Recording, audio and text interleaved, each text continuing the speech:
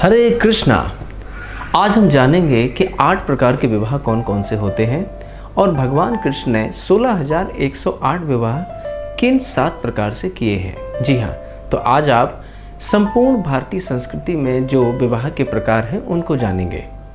मनु संहिता के तीसरे अध्याय में विवाह के 8 प्रकारों का वर्णन इन नामों से हुआ है: ब्राह्मण, देव, आर्ष, प्राजापत्य, आसुर, गंधर्व, राक्षस और पिशाच। अब हम एक एक प्रकार से विवाह के क्रम को समझते हैं।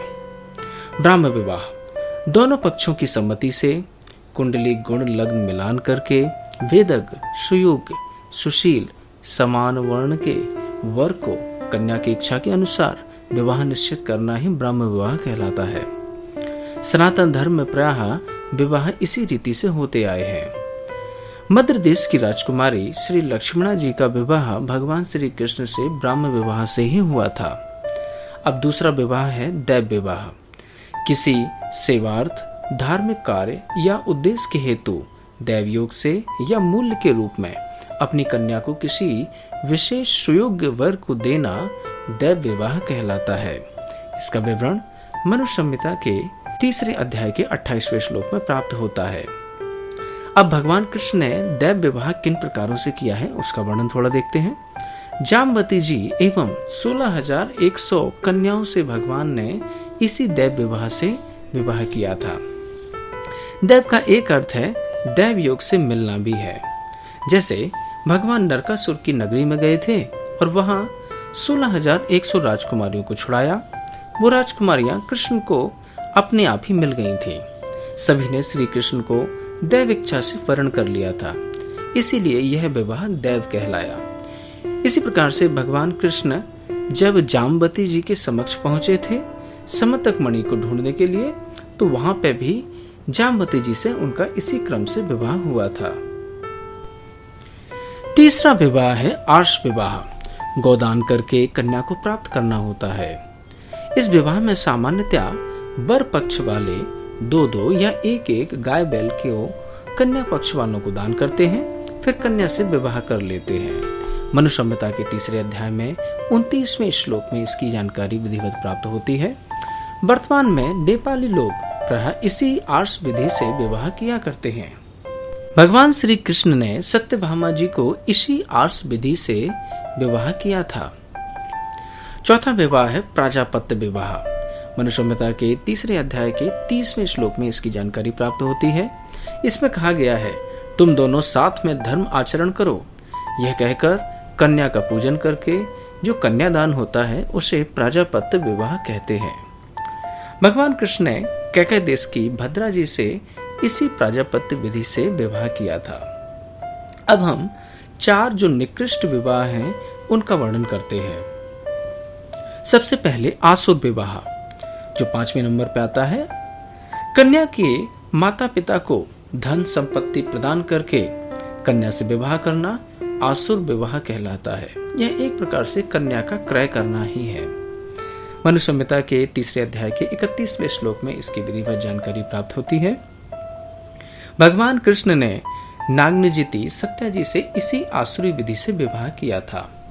श्री कृष्ण जब कौशलपुर देश में इनके पिता के पास में गए सत्या का हाथ मांगने के लिए, राजा नग्नजित कहते हैं, हम तो कन्या के बदले में कुछ शुल्क लेते हैं, हमारी ऐसी ही परंपरा है। कृष्ण ने कहा, हमारे पास शुल्क देने के लिए तो कुछ नहीं है। बाद में कृष्ण ने 7 आसुरिक दैत्य बैलों को एक साथ नाथ कर सत्या को प्राप्त किया था। तो मानो उन्होंने 7 आसुरिक बैलों को जो जिनमें दैत्यों का आवेश था उनको एक साथ नाथ करके शुल्क दिया, बल्क रूपी शुल्क दिया और सत्या को प्राप्त किया था। छठा विवाह है गांधार्व विवाह। वर और कन्या की इच्छा मात्र से यह विवाह होता है। वर्तमान में प्रेम विवाह, लव मैरिज इसका विकृत स्वरूप है।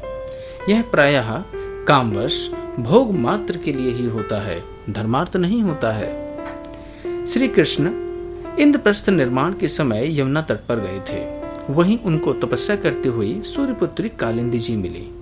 कालिंदी कृष्ण को पति बनाने के लिए ही तपस्या कर रही थी।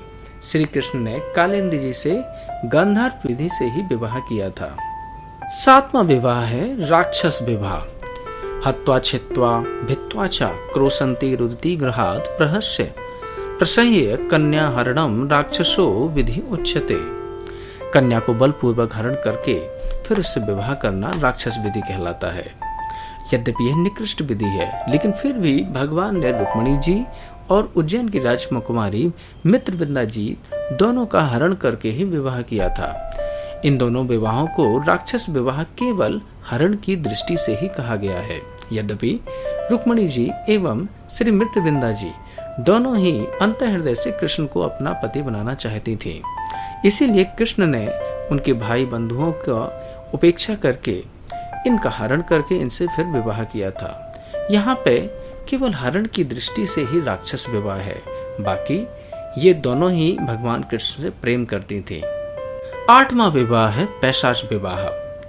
मनु संहिता में इसका विधिवत वर्णन आता है। कहा गया है, सुप्ताम मत्ताम प्रमत्ताम वा रहो यत्र उपगच्छति सापापिष्टो विवाहानाम पैशाचस्य अष्टमो अधमः। अर्थात सोती मदमत्त अचेतन कन्या के साथ संबंध बनाकर विवाह के लिए उसको विवश करना पैशाच विवाह कहलाता है।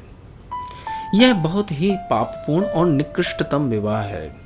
समाज में इसकी बिल्कुल भी विधि नहीं है। वर्तमान युग के आधार पर तो ब्राह्म विधि, जो ब्राह्म विवाह की विधि है, वही सबसे श्रेष्ठ है।